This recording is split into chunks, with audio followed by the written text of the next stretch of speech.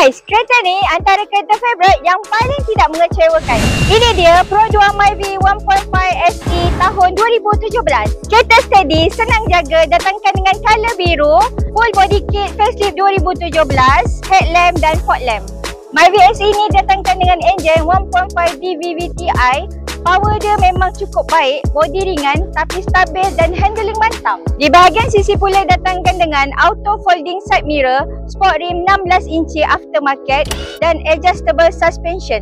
Di bahagian interior yang luas dan selesa datangkan dengan multifunction steering, Android player beserta reverse camera, airbag, aircon yang sangat sejuk dan seat yang lengkap dengan ISOFIX.